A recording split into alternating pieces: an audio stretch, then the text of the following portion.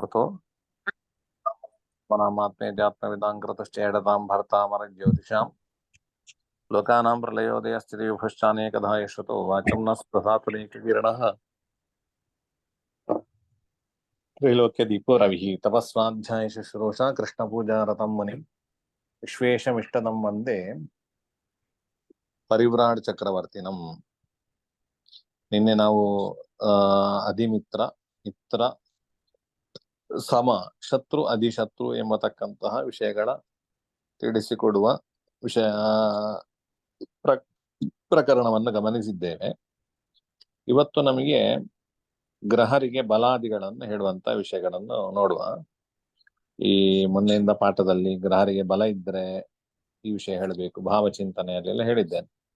ಗ್ರಹರಿಗೆ ಬಲ ಇದ್ರೆ ಆ ವಿಷಯವನ್ನು ಹೇಳಬೇಕು. ಬಲಾಬಲ ಅತಿ ಮುಖ್ಯ. ಬಲಾಬಲಗಳನ್ನು, ಗ್ರಹರ ಬಲ ಬಲ ಉಂಟೋ ಇಲ್ವೋ ಅಂತ ಹೇಳುವಂಥದ್ದನ್ನು ಚಿಂತನೆ ಮಾಡಬೇಕು ಅಂತ ಬಂದಿದೆ. ಆ ಬಲಾಬಲಗಳನ್ನು ಹೇಗೆ ನೋಡುವುದು ಅಂತ ಹೇಳುವಂಥದ್ದು ಮುಂದಿನ ಸಾಮಾನ್ಯ ಈ ಅಧ್ಯಾಯದಲ್ಲಿ ಬರುವ ಮುಂದಿನ ಎಲ್ಲಾ ಶ್ಲೋಕಗಳು ಬಲಾಬಲವನ್ನ ತಿಳಿಸಿಕೊಡ್ತದೆ. ಅದರಲ್ಲಿ ಷಡ್ಬಲ, 6 ಬಲಗಳನ್ನ ಹೇಳ್ತಾರೆ. ಮುಖ್ಯ 4 ಬಲಗಳನ್ನು ಹೇಳ್ತಾರೆ. ಸ್ಥಾನಬಲ, ದಿಗ್ಬಲ, ಚೇಷ್ಟಾಬಲ, ಕಾಲಬಲ ಹೇಳುವಂತ ಒಂದು 4 ಪ್ರಕರಣಗಳನ್ನು ಹೇಳ್ತಾರೆ. ಮತ್ತೆ ಇನ್ನೊಂದೆರಡು ಬಲಗಳನ್ನ ಸೇರಿಸ್ತಾರೆ ಅಂತ. ಈಗ ಮೊದಲಿಗೆ ಯಾವ್ದಾಯ್ತು ನಮಗೆ? ಅನ್ಯೋನ್ಯಸ್ಯ ಆಯ್ತಲ್ಲ. ಸ್ವಚ್ಛ ಸ್ವಹ ಸ್ವದಗಾಣ ನವಾಂಶೈಃ ಸ್ಥಾನಬಲಂ ಸ್ವಗೃಹೋಪಗತೈಶ್ಚ ದಿಕ್ಷು ಬುಧಾಂಗಿರಸೌ ರವಿಭೂಮೌ ಸೂರ್ಯಸುತಃ ಸಿತಶೀತಕರೌಚಾಂ. ಇದರಲ್ಲಿ ಸ್ಥಾನಬಲ ಮತ್ತೆ ಚೇಷ್ಟಾಬಲ ಹೇಳ್ತಾರೆ, ದಿಗ್ಬಲ ಹೇಳ್ತಾರೆ. ನಂತರದ ಶ್ಲೋಕದಲ್ಲಿ ನಮಗೆ ಚೇಷ್ಟಾಬಲ ಮತ್ತೆ ದಿಗ್ಬಲ ಹೇಳ್ತಾರೆ. ಸರಿ, ಮುಖ್ಯವಾದದ್ದು ಇದು ಆಯ್ತಾ? ಸರಿ, ಸ್ಥಾನಬಲ ಈ 4 ಬಲಗಳಲ್ಲಿಯೂ ಕೂಡ ಈ ಶ್ಲೋಕ 3 ಸಲ ಹೇಳುವ. ಸ್ವಚ್ಛ ಸುಹೃತ್ ಸ್ವದೃಗಾಣ ನವಾಂಶೈಃ, ಸ್ವಚ್ಛ ಸುಹೃತ್ ಸ್ವದೃಗಾಣ ನವಾಂಶೈಃ, ಸ್ವಚ್ಛ ಸುಹೃತ್ ಸ್ವದೃಗಾಣ ನವಾಂಶೈಃ ಸ್ಥಾನಬಲಂ ಸ್ವಗೃಹೋಪಗತೈಶ್ಚ, ಸ್ಥಾನಬಲಂ ಸ್ವಗೃಹೋಪಗತೈಶ್ಚ,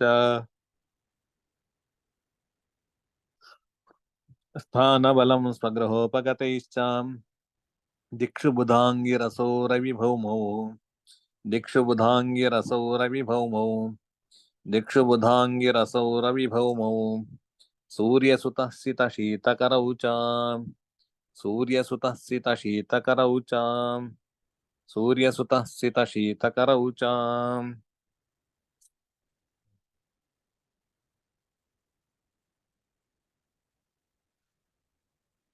ಇದರ ಪದಚ್ಛೇದ: ಸ್ವಚ್ಛ ಸುಹೃತ್ ಸ್ವದೃಗಾಣ ನವಾಂಶೈಃ ಸ್ಥಾನಬಲಂ ಸ್ವಗೃಹೋಪಗತೈಃ ಚ ದಿಕ್ಷು ಬುಧಾಂಗಿರಸೌ ರವಿಭೌಮೌ ಸೂರ್ಯಸುತಃ ಸಿತಶೀತಕರೌ ಚ ಎಂಬುದಾಗಿ. ಆಚಾರ್ಯರೇ, ಈ ಕನ್ನಡ ಪುಸ್ತಕದಲ್ಲಿ ಸ್ವಲ್ಪ ಚೇಂಜ್ ಇದೆ ವರ್ಡ್. ಏನಿದೆ? ಸ್ವಚ್ಛ ಸುಹೃತ್ತವು ತ್ರಿಕೋಣ ನವಾಂಶೈಃ.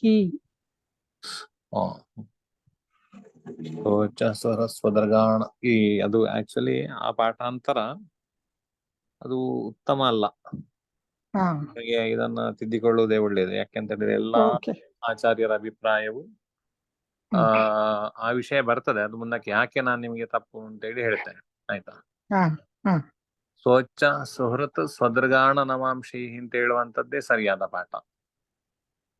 ಸ್ವಚ್ಛ ಸುಹೃತೋ ಸ್ವದೃಗಾಣ ಸ್ವದೃಗಾಣ ನವಾಂಶೈಃ ಅಂತೇಳಿ, ಆಯ್ತಾ? ಚೇಂಜ್ ಮಾಡ್ಕೊಂಡು. ಸರಿ, ಇದು ಮೊದಲಿನ ಶ್ಲೋಕ ಅರ್ಧದಲ್ಲಿ ನಮಗೆ ಸ್ಥಾನಬಲ ಯಾವುದು ಅಂತೇಳಿ ತಿಳಿಸಿಕೊಡ್ತಾ ಇದ್ದಾರೆ. ಇದರ ಪದಚ್ಛೇದ ಆಯ್ತಲ್ಲ. ಸ್ವ ಉಚ್ಚ, ಸ್ವ ಅಂತ ಹೇಳಿದ್ರೆ ತನ್ನ, ಒಬ್ಬ ಗ್ರಹನ ಉಚ್ಚ ರಾಶಿ, ನಂತರದ್ದು ಸುಹೃತ್ ರಾಶಿಗಳು, ಮಿತ್ರ ರಾಶಿ.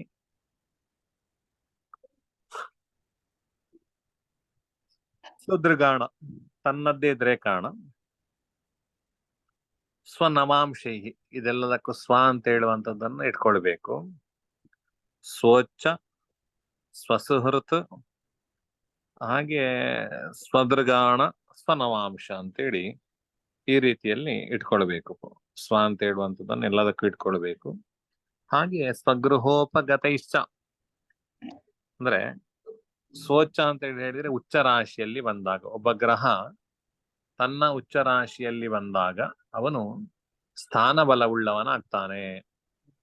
ಯಾವುದು ಗ್ರಹರಿಗೆ ಉಚ್ಚ ರಾಶಿಗಳು ನೀವೇ ಹೇಳ್ತಾ ಬರ್ಬೇಕು ನನಗೆ. ಮೇಷ, ರವಿಗೆ ಮೇಷ, ರವಿಗೆ ಚಂದ್ರನಿಗೆ ಮೇಷ. ವೃಷಭ. ಎಷ್ಟು ಮೇಷ. ಡಿಗ್ರಿ? ಒಬ್ರು ಒಂದೊಂದು ಹೇಳಿ ಸಾಕು, ಎಲ್ಲಾನು ಒಬ್ರು ಹೇಳಬೇಡಿ. ಯಾರು ಬೇಗ ಬೇಗ ಹೇಳ್ತಾರೆ ಹೇಳೇ ಗ್ರಹ. ಚಂದ್ರನಿಗೆ ವೃಷಭ. ವೃಷಭ. ಯಾವ ಡಿಗ್ರಿ? ಗುರುವಿಗೆ 3. 3 ಡಿಗ್ರಿಯಲ್ಲಿ ಉಚ್ಚ. ಕುಜನಿಗೆ ಮಕರ 28. ಕನ್ಯಾಗೆ ಬುಧ 15. ಗುರುಗೆ ಕರ್ಕಾಟಕ 5. ತುಲಕ್ಕೆ ಶನಿ. ಶುಕ್ರನಿಗೆ ಮೀನ. ಗೊತ್ತಿಲ್ಲ. ಮಕರಕ್ಕೆ ಕುಜ. ಡಿಗ್ರಿಗಳ ಹೇಳಿಲ್ಲ. ಬುಧಕ್ಕೆ 15, ಚಂದ್ರಕ್ಕೆ 3. ನೀವು ಎಲ್ಲ ಈಗ ಬುಧವಾರ ಆದ್ಮೇಲೆ ಚಂದ್ರವಾರ ಬರ್ತದ. ಕ್ರಮ ರವಿ ಬುಧ. ಹೇಳ್ಬೋದಾ ಆಚಾರ್ಯ? ಹೇಳಿ ಅಂದ್ರೆ ರವಿಗೆ ಮೇಷದಲ್ಲಿ 10 ಡಿಗ್ರಿ, ಚಂದ್ರನಿಗೆ ವೃಷಭದಲ್ಲಿ 3, ಕುಜನಿಗೆ ಮಕರದಲ್ಲಿ 28, ಬುಧನಿಗೆ ಕನ್ಯದಲ್ಲಿ 15, ಗುರುವಿಗೆ ಕರ್ಕಾಟಕದಲ್ಲಿ 5, ಶುಕ್ರನಿಗೆ ಮೀನದಲ್ಲಿ 27, ಶನಿಗೆ ತುಲದಲ್ಲಿ 20.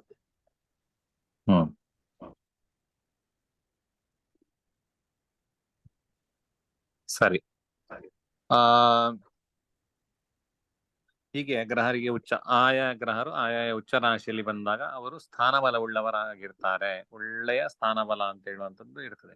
ಈ ಮುಂದಕ್ಕೆ 4 ಬಲ ಹೇಳಿದ್ನಲ್ಲ, ಸ್ಥಾನಬಲ, ಇನ್ನೊಂದಿಗೆ ನೆಕ್ಸ್ಟ್ ದಿಕ್ಷು ಅಂತೇಳಿ ಹೇಳ್ತಾರೆ, ದಿಗ್ಬಲ, ಮತ್ತೊಂದು ಚೇಷ್ಟಾಬಲ, ಅದರ ಮುಂದಿನ ಶ್ಲೋಕದಲ್ಲಿ ಹೇಳ್ತಾರೆ, ಮತ್ತೆ ಕಾಲಬಲ ಅಂತ ಒಟ್ಟು 4 ಬಲವನ್ನ ಹೇಳ್ತಾರೆ ಇಲ್ಲಿ. ಈ 4 ಬಲಗಳಲ್ಲಿ ಕೂಡ ಅತಿ ಮುಖ್ಯ ಬಲ ಯಾವುದು ಅಂತ ಹೇಳಿದ್ರೆ ಸ್ಥಾನಬಲ. ಸ್ಥಾನಬಲ ಉಂಟಾ ಇಲ್ವಾ ಅಂತ ಅದು ಮುಖ್ಯವಾಗಿ ನೋಡ್ಕೊಳ್ಬೇಕಾಗ್ತದೆ. ಅದು ಯಾಕೆ ಸ್ಥಾನಬಲ ಮುಖ್ಯ ಅಂತ ಹೇಳುವಂಥದ್ದನ್ನು ಮುಂದೆ ನೋಡುವ. ಬೇರೆ ಬೇರೆ ಪ್ರಕರಣದಲ್ಲಿ ಬರ್ತದೆ ಅದು ನಮಗೆ. ಹಾಗೆ ಇನ್ನು ಸ್ವಸುಹೃತ್, ತನ್ನ ಮಿತ್ರ ಕ್ಷೇತ್ರದಲ್ಲಿ ಬಂದ್ರು ಕೂಡ, ಯಾರಿಗೆ ಯಾರು ಮಿತ್ರ, ಈಗ ತಾತ್ಕಾಲಿಕ ಅಧಿಮಿತ್ರ ಎಲ್ಲ ಬೇಡ ನಮಗೆ, ಅಧಿಮಿತ್ರ ನೋಡುವ ಮತ್ತೆ, ಅದು ವಿಷಯ ನೋಡ್ಲಿಕ್ಕುಂಟು. ಮಿತ್ರ ವಿಷಯದಲ್ಲಿ ಹೇಳಿ, ರವಿಗೆ ಯಾರೆಲ್ಲ ಮಿತ್ರ? ಚಂದ್ರ, ಕುಜ, ಗುರು. ಚಂದ್ರ, ಕುಜ, ಗುರು. ಚಂದ್ರನಿಗೆ ಸೂರ್ಯ, ರವಿ, ಬುಧ. ರವಿ ಬುಧ. ಹಾಗಿದ್ರೆ ಸೂರ್ಯ ನಮಗೆ ಯಾವ ಕ್ಷೇತ್ರದಲ್ಲಿ ಬರಬೇಕು? ಕರ್ಕಾಟಕದಲ್ಲಿ, ಮೇಷ ಮತ್ತೆ ವೃಶ್ಚಿಕದಲ್ಲಿ, ಧನು ಮತ್ತೆ ಮೀನದಲ್ಲಿ. ಸರಿ. ಚಂದ್ರ ರವಿ, ಬುಧ. ರಾಶಿ ಸಿಂಹ, ಮಿಥುನ, ಕನ್ಯಾ. ಸಿಂಹ, ಮಿಥುನ, ಕನ್ಯಾ. ಸಿಂಹ ಅಥವಾ ಮಿಥುನ ಅಥವಾ ಕನ್ಯಾ ರಾಶಿಗಳಲ್ಲಿ ಬಂದ್ರೆ ಸುಹೃತ್ ಕ್ಷೇತ್ರ ಅಂತೇಳಿ ಆಗ್ತದೆ. ಇನ್ನು ಕುಜನಿಗೆ ರವಿ, ಚಂದ್ರ, ಗುರು. ಸಿಂಹ, ಕರ್ಕಾಟಕ ಮತ್ತೆ ಧನು. ಮಕರ, ಧನು ಮೀನ. ಸರಿ. ಈ 2 ಜನ ಈಗ ಹೇಳ್ತಾ ಇದ್ರಲ್ಲ, ಇವರು ಬಿಟ್ಟು ಇನ್ನು ಉಳಿದವರು ಹೇಳ್ಬೇಕು ನನಗೆ. ಬುಧನಿಗೆ ಯಾವುದು ಮಿತ್ರ? ಬುಧನಿಗೆ ಯಾರು ಮಿತ್ರ? ರವಿ, ಶುಕ್ರ.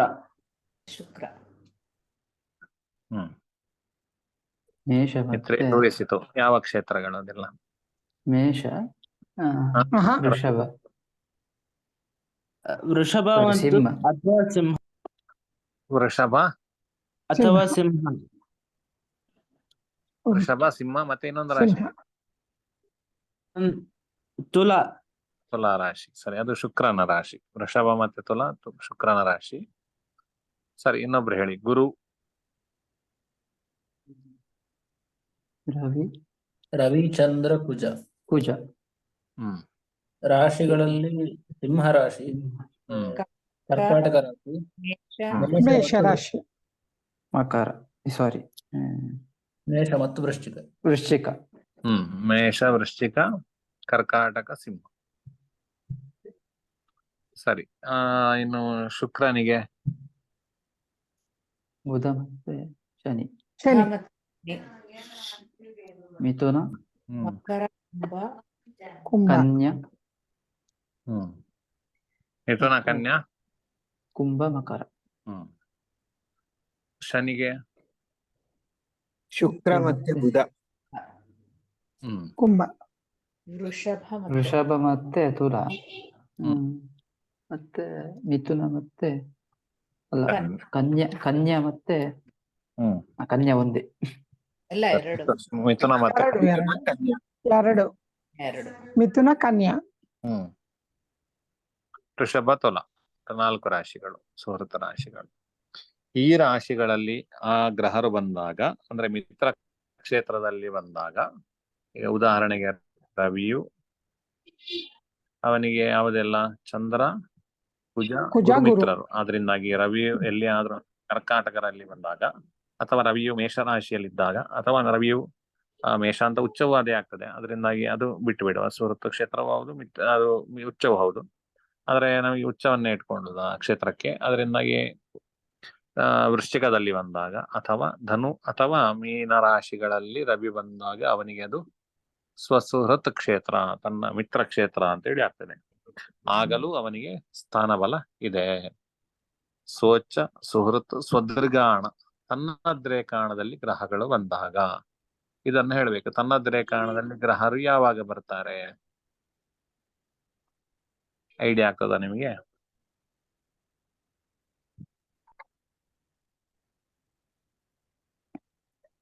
ದ್ರೇಕಾಣದ ಅಧಿಪತಿಗಳನ್ನ ನಾವು ನೋಡಿದ್ದೇವೆ. ದ್ರೇಕಾಣದ ಅಧಿಪತಿಗಳನ್ನ ಕಂಡುಹಿಡಿಯುವುದು ಹೇಗೆ?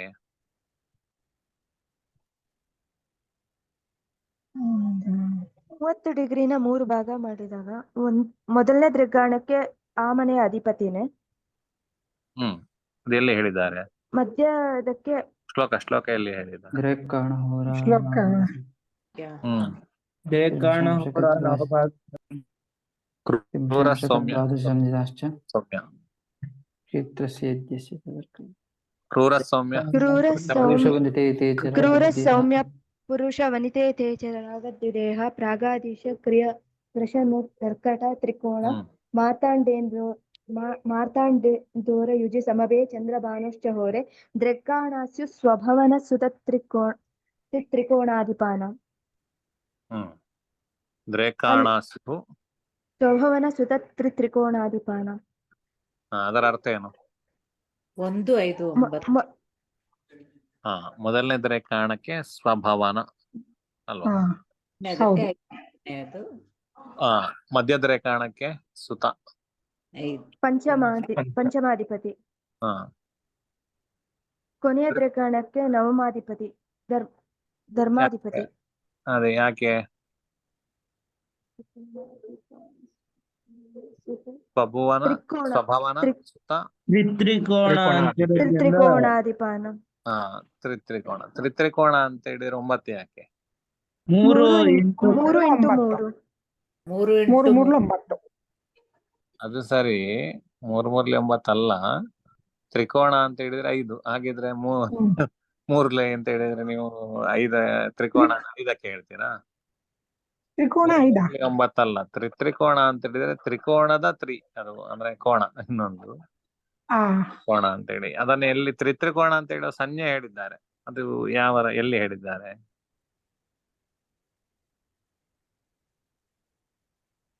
ತಪಶ್ಚ ನವಮಂ ತ್ರ್ಯಾದ್ಯಂ ತ್ರಿಕೋಣಂ ಚ ತತ್. ಅದಾದ್ಮೇಲೆ ಅದು ತ್ರಿಕೋಣ. ಆದ್ಯಂ ತ್ರಿಕೋಣಂಚ ತತ್. 9ನೇ ರಾಶಿಗೆ ಏನೆಲ್ಲ ಕರೀತಾರೆ? ತಪಶ್ಚ, ತಪಃ ಅಂತ ಕರೀತಾರೆ ಅಲ್ವಾ? ಆದಿಯಾಗಿ ಉಳ್ಳ ತ್ರಿಕೋಣ ಯಾವುದು? 9. ಧನು. ತ್ರಿಕೋಣ ಅಂತ ಎದುರ ತ್ರಿಕೋಣ ಅಂತ ಬರೆದು ಅದರ ಮುಂದೆ ಇನ್ನೊಂದು 3 ಹಾಕ್ಬೇಕು ನೀವು. ಹಾಗೇನಾಯ್ತು? 3 6 9. ತ್ರಿಕೋಣ. 3 ಸಂಖ್ಯೆ ಹಾಕ್ಬೇಡಿ, 3 ಅಂತ ಅಕ್ಷರ ಹಾಕಿ ಸಾಕು, ಆಯ್ತಾ? ತ್ರಿಕೋಣ. ತ್ರಿಕೋಣದ ಎದುರುಗಡೆ ಇನ್ನೊಂದು 3 ಹಾಕಿ. ಏನಾಯ್ತು? ತ್ರಿಕೋಣ. 3 3. ತ್ರಿಕೋಣ ಅಂತ ಆಯ್ತು ಅಲ್ವಾ? ತ್ರಾದ್ಯಂ ತ್ರಿಕೋಣಂಚ ತತ್ ಅಂತ ಹೇಳಿದ್ರೆ ಆದಿಯಾಗಿ ಉಳ್ಳ ತ್ರಿಕೋಣ. ಅಂದ್ರೆ ತ್ರಿಕೋಣದ ಶಬ್ದದ ಮುಂದೆ ಒಂದು 3 ಬೇಕು. ಅದಕ್ಕೆ 9ನೇ ರಾಶಿಗೆ ತ್ರಿಕೋಣ ಅಂತ ಕರೀತಾರೆ.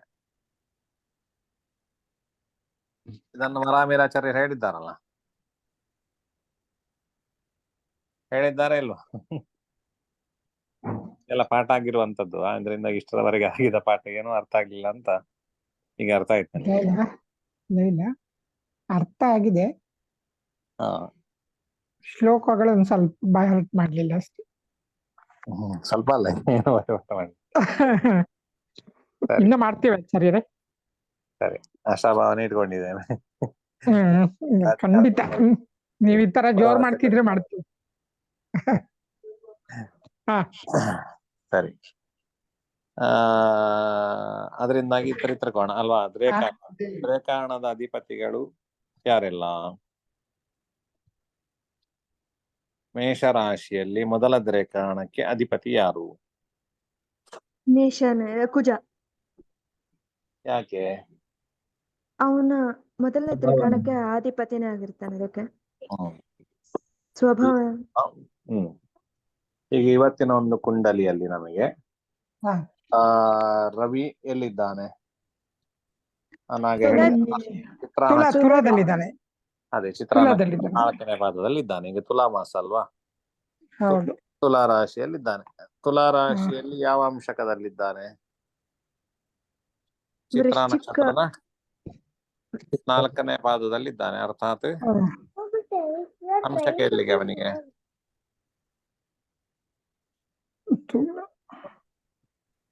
ಎರಡನೇ ಅಂಶಕ. ಅದೇ 2ನೇ ಅಂಶಕ ತುಲಾ ರಾಶಿಯಲ್ಲಿ ವೃಶ್ಚಿಕದಲ್ಲಿದ್ದಾನೆ. ವೃಶ್ಚಿಕ ಅಂಶಕದಲ್ಲಿದ್ದಾನೆ. ಹಾಗಾದ್ರೆ ಯಾವ ರೇಖಾಣದಲ್ಲಿದ್ದಾನೆ?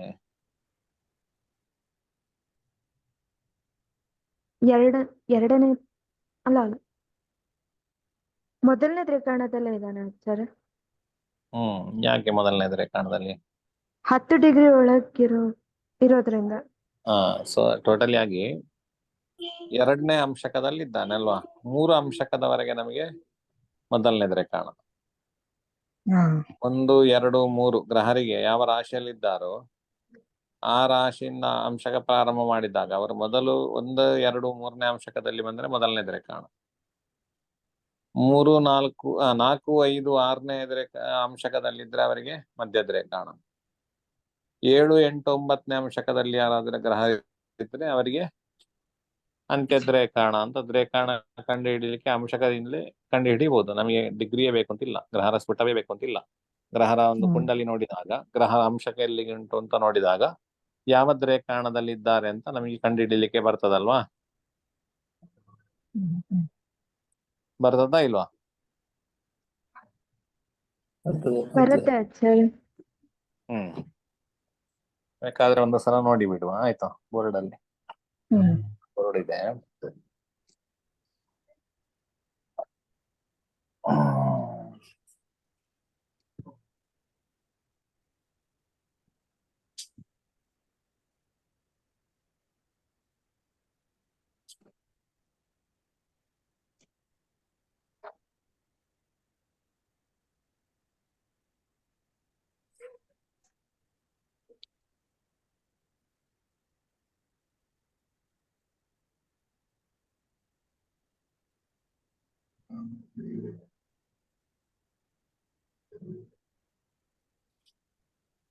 ಸರಿ, ಇದರಲ್ಲಿ ಇವತ್ತಿನ ಗ್ರಹ ಸ್ಥಿತಿ: ಗುರು ಇಲ್ಲಿದ್ದಾನೆ, ಚಂದ್ರ ಇಲ್ಲಿದ್ದಾನೆ, ಕುಜ ಇಲ್ಲಿದ್ದಾನೆ. ಈಗ ಯಾರಿದ್ದಾರೆ ಇಲ್ಲಿ? ಕೇತು ಇದ್ದಾನೆ. ಕೇತು, ಆನಂತರ ರವಿ ಮತ್ತೆ ಬುಧ ಇದ್ದಾರೆ. ಚಂದ್ರ, ಇಲ್ಲಿ ಶುಕ್ರ ಇದ್ದಾನೆ. ಬುಧ, ಶುಕ್ರ. ಚಂದ್ರ ಇಲ್ಲಿ ಬರ್ದಿದ್ದಾನಲ್ಲ.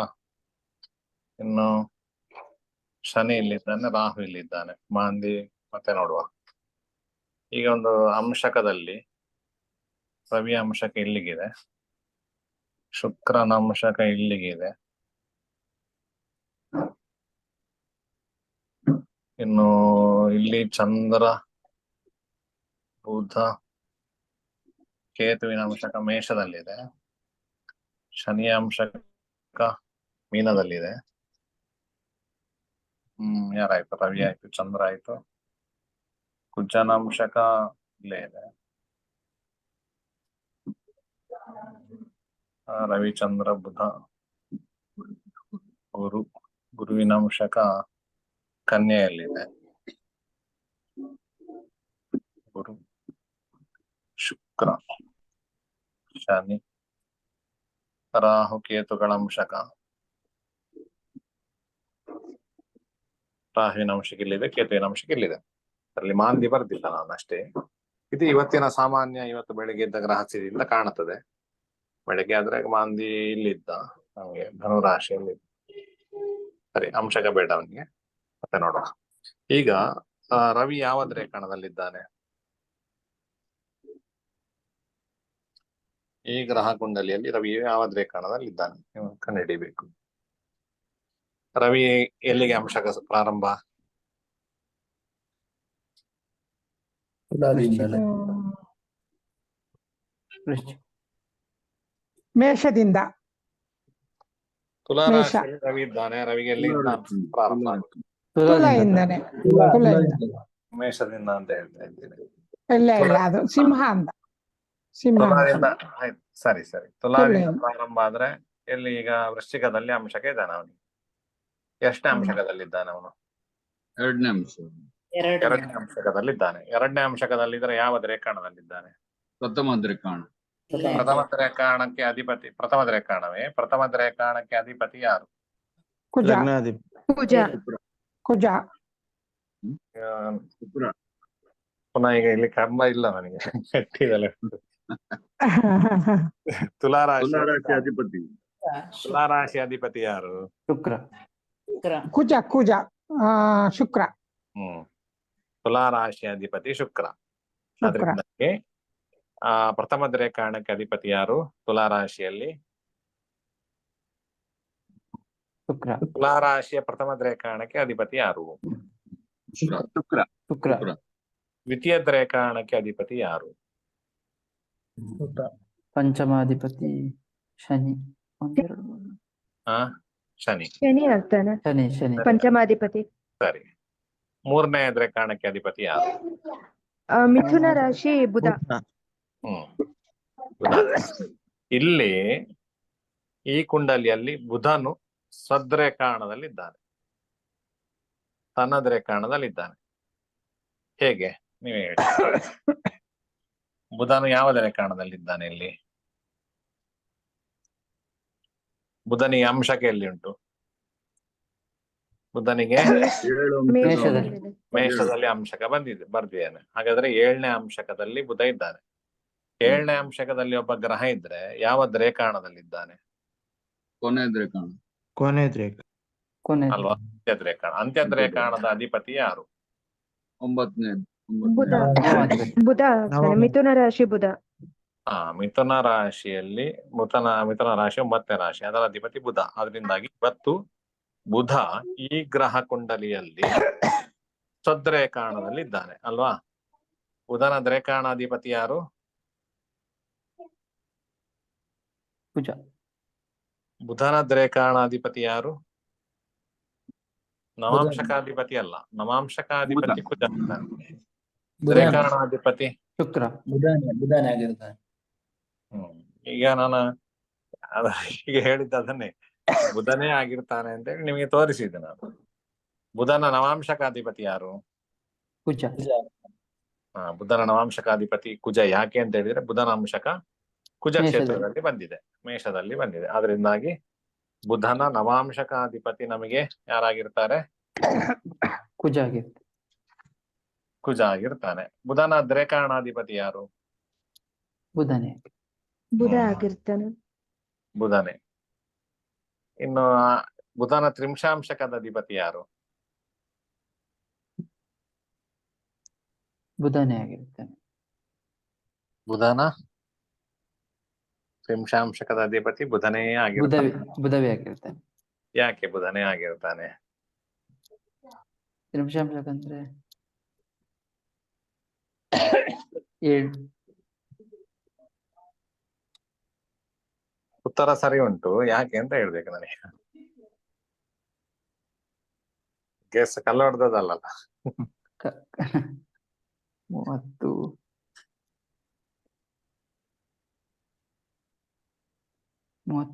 ಒಂದು ಅಂಶ. ತ್ರಿಂಶಾಂಶ ಅಂತ ಹೇಳಿದ್ರೆ ಕುಜರ ಬೀಜ ಗುರು ಶುಕ್ರ ಭಾಗ ಪವನ ಸಮೀರಣ ಕೋರ್ಪಿಜು ಕಲೆಯ. ನೆನಪುಂಟಾ? ಎಲ್ಲ ಮರ್ತೋಗಿದ್ಯಾ? आयुजीजितु पर्ययस्त ಶಶಿ ಭವನ ಆದಿ. दशंतं वृक्ष. ಸರಿ, ನಮಗೆ ಕುಜರ ಬೀಜ ಗುರುಜ್ಜ ಶುಕ್ರ ಭಾಗ. ಇದು ಓಜ ರಾಶಿ, ಯುಗ್ಮ ಇದು ರಾಶಿ ಕಂಡಿಡಿಬೇಕು. ಇದು ಯಾವ ರಾಶಿ? ಇದು ಓಜ ರಾಶಿ. ಓಜ ರಾಶಿ. ಓಜ ಓಜ ರಾಶಿ. ರಾಶಿ ಅಲ್ವಾ? ಓಜ ರಾಶಿಯಲ್ಲಿ ಮೊದಲ 5 ಡಿಗ್ರಿಗೆ ಯಾರ ಅಧಿಪತಿ? ಕುಜ. ಮೊದಲ ಕುಜ. 5 ಡಿಗ್ರಿಗೆ ಕುಜ. ನಂತರದಲ್ಲಿ ಶನಿ. 10 ಶನಿ. ನಂತರದ 5 5 ಡಿಗ್ರಿಗೆ 5ರಿಂದ 10 ಡಿಗ್ರಿಗೆ ಶನಿ. ಶನಿ. 10ರಿಂದ 18ಕ್ಕೆ 18 ಗುರು. 18ಕ್ಕೆ ಗುರು. ಗುರು. ಗುರು. 18ರಿಂದ 25 ಬುಧ. 25ರಿಂದ 30 30ರಿಂದ ಶುಕ್ರ. ಈಗ ಇಲ್ಲಿ 7ನೇ ಅಂಶಕದಲ್ಲಿ ಬುಧ ಇದ್ದಾನೆ. 7ನೇ ಅಂಶಕ ಅಂತ ಹೇಳಿದ್ರೆ ಯಾವ ಡಿಗ್ರಿಯಲ್ಲಿ ಇರಬಹುದು? ಅರ್ಥಾತ್ ಲಾಸ್ಟ್. 7ನೇ ಅಂಶಕದಲ್ಲಿದ್ರೆ ಯಾವ ಡಿಗ್ರಿಯಲ್ಲಿದ್ದಾನೆ? 20ರಿಂದ 30. 20ರಿಂದ 5ರಿಂದ 10. 40ರವರೆಗೆ. 20ರಿಂದ 23, 20ರ ಒಳಗಿದ್ದಾನೆ ಅಂತ ಅರ್ಥ ಅಲ್ವಾ? 20 ಡಿಗ್ರಿ ಕಳೆದು ಹೌದು. 21, 22, 23, 20ರ ಒಳಗಿದ್ದಾನೆ. ಯಾಕಂದ್ರೆ 7ನೇ ಅಂಶಕದಲ್ಲಿ ಇದ್ದಾನೆ. 7ನೇ ಅಂಶಕ ಯಾವತ್ತು ಬರೋದು? 20 ಡಿಗ್ರಿಯ ನಂತರದ 3:20 ಅಂತ ಹೇಳಿದ್ರೆ 23, 20ರವರೆಗೆ ಅಲ್ವಾ? ಹೌದು. ಬುಧ. ಹಾಗಿದ್ದಾಗ ಯಾರು ಬರ್ತಾರೆ? ಬುಧವೇ. ಬುಧನೇ. ತ್ರಿಂಶಾಂಶಕದ ಅಧಿಪತಿ ಬುಧನೇ ಆಗಿರ್ತಾನೆ. ರವಿಯ ತ್ರಿಂಶಾಂಶಕದ ಅಧಿಪತಿ ಯಾರು?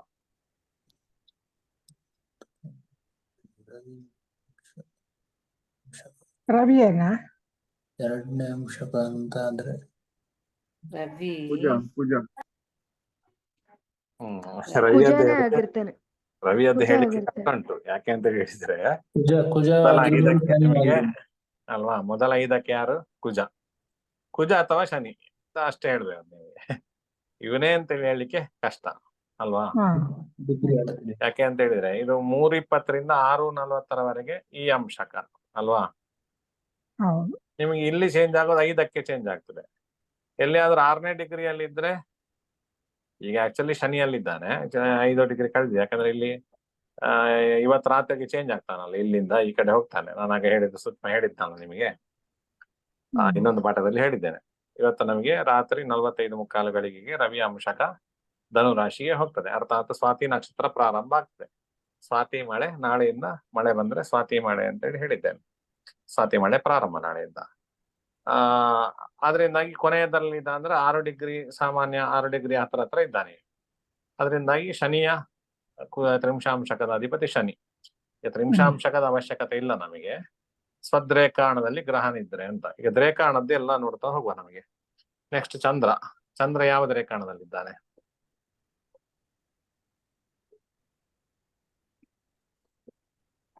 ಚಂದ್ರ ಚಂದ್ರನಿಗೆ ಅಂಶಕೇಲಿಂದ ಪ್ರಾರಂಭ?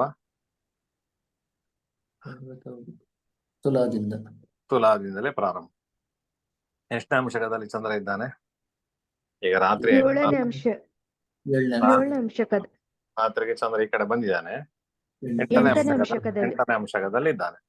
ಎಂಟನೇ ಅಂಶಕ ಅಂತಂದ್ರೆ ಎಂಟನೇ ಅಂಶಕ ಕೊನೆಯ ಆದ್ರೆ ಯಾವ ದ್ರೇಕಾಣ. ರೇಖಾಣ? ಕೊನೆಯ ರೇಖೆ. ಕೊನೆ ದ್ರೇಕಾಣ. ಇಲ್ಲಿಯ ಕೊನೆಯ ರೇಖಾಣದ ಅಧಿಪತಿ ಯಾರು?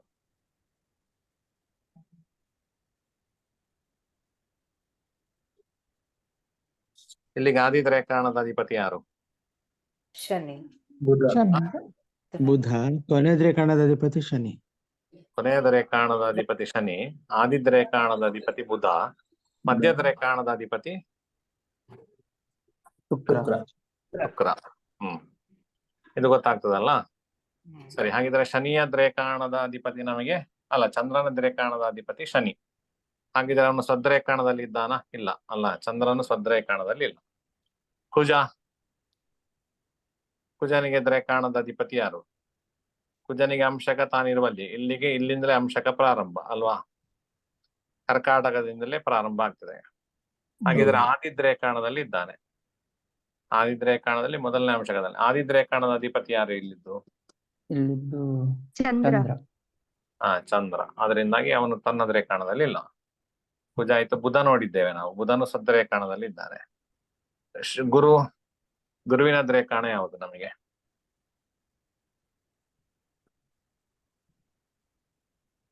ಗುರುವಿನ ಅಂಶಕ ಇಲ್ಲಿದೆ, ಕನ್ಯಾ ರಾಶಿಯಲ್ಲಿದೆ. ವೃಷಭ ರಾಶಿಗೆ ಅಂಶಕ ಎಲ್ಲಿಂದ ಪ್ರಾರಂಭ? ಮಕರ. ಮಕರದಿಂದ. ಮಕರದಿಂದ ಗುರು ಕನ್ಯಾ ರಾಶಿಯಲ್ಲಿದ್ದಾನೆ. ಅಂಶಕ ಅಂತ ಹೇಳಿದ್ರೆ ಎಷ್ಟನೇ ಅಂಶಕ ಅದು? 9. ಕೊನೆಯ ಅಂಶಕ. ಕೊನೆಯ. ಹಾಗಿದ್ರೆ ಯಾವದ್ ರೇಖಾಣ? ಕೊನೆಯ ದ್ರೇಕಾಣ. ಕೊನೆಯ ರೇಖಾಣದ ಅಧಿಪತಿ ಯಾರು? ಇಲ್ಲಿಂದ ಶನಿ. ಇದರ ಅಧಿಪತಿ ಶನಿ ಆಗ್ತಾನೆ ಅಲ್ವಾ? 9ನೇ ರಾಶಿ ಅಧಿಪತಿ ಶನಿ. ಗುರುವು ಶನಿಯ ರೇಖಾಣದಲ್ಲಿದ್ದಾನೆ. ಶುಕ್ರನಿಗೆ ಅಂಶಕ ಎಲ್ಲಿ ಉಂಟು? ತುಲಾ ರಾಶಿಯಲ್ಲಿ ಅಂಶಕ ಉಂಟು ಶುಕ್ರನಿಗೆ. ಶುಕ್ರನಿಗೆ ಅಂಶಕ ತುಲಾ ರಾಶಿಯಲ್ಲಿ ಬರ್ಬೇಕಾದ್ರೆ ಎಲ್ಲಿಂದ ಪ್ರಾರಂಭ ಆಗುದು ಅಂಶಕ ಈ ರಾಶಿಗೆ? ವೃಶ್ಚಿಕ ರಾಶಿ. ಚಂದ್ರಭಾನ. ಕರ್ಕಾಟಕ. ಕರ್ಕಾಟಕದಿಂದ. ಕರ್ಕಾಟಕದಿಂದ 4ನೇ ಅಂಶಕದಲ್ಲಿ ಶುಕ್ರ ಇದ್ದಾನೆ. ಹಾಗಿದ್ರೆ ಯಾವ ರೇಖಾಣದಲ್ಲಿ ಇದ್ದಾನೆ? ಫಸ್ಟ್ ಮಧ್ಯಮ. ಮಧ್ಯದ ರೇಖಾಣದಲ್ಲಿ ಇದ್ದಾನೆ. ಮಧ್ಯದ ರೇಖಾಣದ ಅಧಿಪತಿ ಯಾರು ಇಲ್ಲಿಯದ್ದು? ಗುರು. ಆದ್ರೆ ಮೀನರಾಶಿ, ಅದರಿಂದಾಗಿ ಅದರ ಅಧಿಪತಿ ಗುರು. ಆದ್ರಿಂದ ಈ ಗುರುದ್ ರೇಖಾಣದಲ್ಲಿ ಇದ್ದಾನೆ ಶುಕ್ರ. ಸ್ವದ್ರೇಖಾಣ ಬರ್ಲಿಲ್ಲ. ಶನಿಗೆ ಅಂಶಕ ಎಲ್ಲಿ ಉಂಟು? ಮೀನದಲ್ಲಿ ಅಂಶಕ ಉಂಟು. ಅಂಶಕ ಪ್ರಾರಂಭ ಆಗುದು ಎಲ್ಲಿಂದ? ಕರ್ಕಾಟಕ. ಶನಿ ಕುಂಭ ರಾಶಿಯಲ್ಲಿದ್ದಾನೆ. ತುಲಾದಿಂದ ಪ್ರಾರಂಭ ಆಗಿದೆ. ತುಲಾದಿಂದ ಪ್ರಾರಂಭ ಆಗಿ ಎಷ್ಟನೇ ಅಂಶಕದಲ್ಲಿದ್ದಾನೆ? 6ನೇ ಅಂಶಕದಲ್ಲಿ. 6ನೇ ಅಂಶಕ. 6ನೇ ಅಂಶಕ ಆದ್ರೆ ಯಾವದ್ ರೇಖಾಣ? ಮಧ್ಯದ ರೇಖಾಣದ ಅಧಿಪತಿ ಯಾರು? ಇಲ್ಲಿಂದ ಬುಧ. 5. ಬುಧದ ರೇಖಾಣದಲ್ಲಿ ಇದ್ದಾನೆ. ಇನ್ನು ರಾಹು ಅಂಶಕ ನಮಗೆ ತುಲಾ ರಾಶಿಯಲ್ಲಿ ಇದೆ ಅಂಶಕ. ರಾಹುವಿಗೆ ಅಂಶಕ ಎಲ್ಲಿಂದ ಪ್ರಾರಂಭ?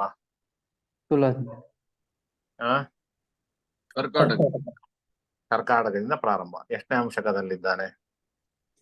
4ನೇ ಅಂಶಕದಲ್ಲಿದ್ದಾನೆ. 4ನೇ ಅಂಶಕ ಆದ್ರೆ ಮಧ್ಯದ ರೇಖಾಣದಲ್ಲಿ ಇದ್ದಾನೆ. ಮಧ್ಯದ ರೇಖಾಣದ ಅಧಿಪತಿ ಯಾರು ಇಲ್ಲಿಯದ್ದು? ಚಂದ್ರ. ರಾಹು ಚಂದ್ರದ ರೇಖಾಣದಲ್ಲಿ ಇದ್ದಾನೆ. ರಾಹು ಮತ್ತೆ ಕೇತುಗಳು ಸ್ವದ್ರೇಖಾಣದಲ್ಲಿ ಬರ್ಲಿಕ್ಕೆ ಅವಕಾಶವೇ ಇಲ್ಲ. ಆಯ್ತಾ? ಅವರಿಗೆ ಆಧಿಪತ್ಯ ಇಲ್ಲ ಅಲ್ಲ. ಇನ್ನು ಕೇತು ಒಂದು ನೋಡಿ ಬಿಡುವ ಅಂತ ಅಷ್ಟೇ. ಕೇತು ಅಂಶಕ ಎಲ್ಲಿ ಇದೆ ನಮಗೆ? ಮೇಷರಾಶಿಗೆ ಅಂಶಕ ಇದೆ. ಇಲ್ಲಿಗೆ ಅಂಶಕ ಎಲ್ಲಿಂದ ಪ್ರಾರಂಭ ಆಗುದು? ಮಕರದಿಂದ ಪ್ರಾರಂಭ ಆಗ್ತದೆ. ಕನ್ಯಾ ರಾಶಿಯಲ್ಲಿ ಕೇತು ಇರುದು. ಮಕರದಿಂದ ಅಂಶಕ ಪ್ರಾರಂಭ ಆಗ್ತದೆ. 4ನೇ ಅಂಶಕದಲ್ಲಿ ಕೇತು ಇದ್ದಾನೆ. 4ನೇ ಅಂಶಕದಲ್ಲಿ ಅಂತ ಹೇಳಿದ್ರೆ ಯಾವದ್ ರೇಖಾಣ? ಮಧ್ಯದ ರೇಖಾಣದ ಅಧಿಪತಿ ಯಾರು ಇಲ್ಲಿ? ಶನಿ.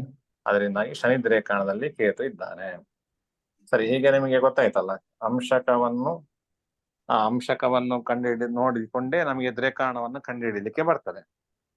ದ್ರೇಕಾಣ ಸ್ವದ್ರೇಕಾಣ ಅಂತ ಹೇಳುವಂಥದ್ದು ತನ್ನ ಸ್ವಂತ ದ್ರೇಕಾಣದಲ್ಲಿ ಬರ್ಬೇಕಾಗಿದ್ರೆ ಈಗ ಚಂದ್ರನು ಕರ್ಕಾಟಕ ರಾಶಿಯಲ್ಲಿದ್ರೆ ಕರ್ಕಾಟಕ ರಾಶಿಯಲ್ಲಿರುವ ಚಂದ್ರನಿಗೆ ಕರ್ಕಾಟಕಾಂಶಕವಿದ್ರೆ ಯಾವ ದ್ರೇಕಾಣದಲ್ಲಿದ್ದಾನೆ ಆಗ?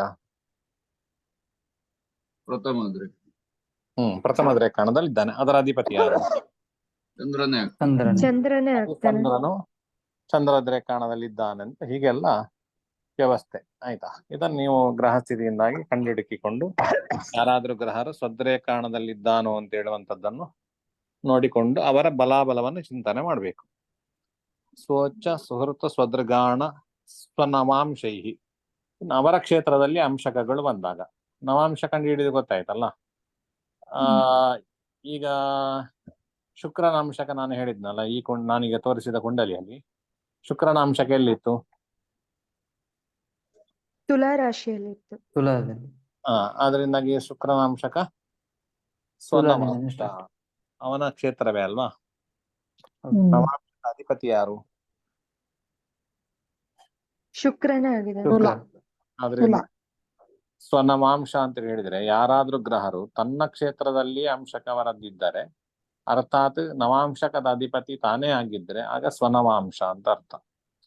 ಸ್ವಗೃಹೋಪಗತ ಇಶ್ಚ ತನ್ನ ಮನೆಯಲ್ಲಿದ್ದಾಗ, ಈಗ ಸ್ವಕ್ಷೇತ್ರದಲ್ಲಿ ಯಾರು ಗ್ರಹರಿದ್ದಾರೆ ಇವತ್ತಿನ ಕುಂಡಲಿಯಲ್ಲಿ? ಶುಕ್ರ ಇದ್ದಾರೆ. ಶನಿ ಇದ್ದಾನೆ. ಶನಿ ಇದ್ದಾನೆ. ಶನಿ ಸರಿ ಇದ್ದಾರೆ. ಇದ್ದಾನೆ ಶುಕ್ರ. ಮತ್ತೆ ಯಾರು ಇಲ್ಲ ಅಲ್ಲ, ಮತ್ತೆ ಯಾರು ಸ್ವಕ್ಷೇತ್ರದಲ್ಲಿ ಇಲ್ಲ.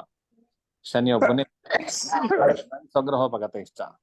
ಸ್ವಕ್ಷೇತ್ರದಲ್ಲಿ ಬಂದಾಗಲೂ ಕೂಡ ಆ ಗ್ರಹರು ಸ್ಥಾನಬಲ ಉಳ್ಳವರಾಗಿರ್ತಾರೆ. ಈಗ ಏನರ್ಥ ಆಯ್ತು ನಮಗೆ? ಒಬ್ಬ ಗ್ರಹ ತನ್ನ ಉಚ್ಚ ಕ್ಷೇತ್ರದಲ್ಲಿದ್ರೆ ಅಥವಾ ತನ್ನ ಮಿತ್ರ ಕ್ಷೇತ್ರದಲ್ಲಿದ್ರೆ ಅಥವಾ ತನ್ನ ದ್ರೇಕಾಣದಲ್ಲಿದ್ರೆ ಅಥವಾ ಸ್ವನವಾಂಶ ತನ್ನ ನವಾಂಶಕದಲ್ಲಿದ್ರೆ ಅಥವಾ ತನ್ನ ಮನೆಯಲ್ಲಿದ್ರೆ ಅವನಿಗೆ ಸ್ಥಾನಬಲ ಉಂಟು. ಇಷ್ಟು ಹೇಳಿದ್ರು ಕೂಡ, ಸ್ಥಾನಬಲ ಉಂಟು ಅಂತ ಹೇಳಿದ್ರು ಕೂಡ ಈ ಸ್ಥಾನಬಲದಲ್ಲಿ ಇನ್ನೊಂದು ಬಲ ವ್ಯತ್ಯಾಸ ಉಂಟು. ಇದರಲ್ಲಿ ಯಾವುದು ಪ್ರಾಧಾನ್ಯತೆ ಅಂತೇಳಿ ವಿಷಯ ನಾಳೆಯ ಪಾಠದಲ್ಲಿ ನೋಡುವ. ಆಯ್ತು, ನಾಳೆ ಪಾಠ ಇಲ್ಲ, ನಾಡಿದ್ದಿನ ಪಾಠದಲ್ಲಿ ನೋಡುವ. ಮೂರ್ತಿ ಪರಿಕಲ್ಪಿತ ಷಡ್ಭೃತೋ ವರ್ತ್ಮ ಪುನರ್ಜನ್ಮನಾಂ ಆತ್ಮೇತ್ಯಾತ್ಮವಿದಾಂಕೃತಶ್ಚ ಎಡತಾಂ ಭರ್ತಾಮರ ಜ್ಯೋತಿಷಾಂ ಲೋಕಾನಾಂ ಪ್ರಲಯೋದಯ ಸ್ಥಿತಿ ವಿಭುಶ್ಚಾನೇಕಧಾ ಯಶ್ರುತೌ ವಾಚಂ ನ ಸದಧಾತ್ಮನೈಕ ಕಿರಣ ತ್ರೈಲೋಕ್ಯ ದೀಪೋ ರವಿಹಿ. ಇವತ್ತಿನ ಪಾಠದಲ್ಲಿ ಏನಾದ್ರೂ ಸಂಶಯಗಳಿದ್ರೆ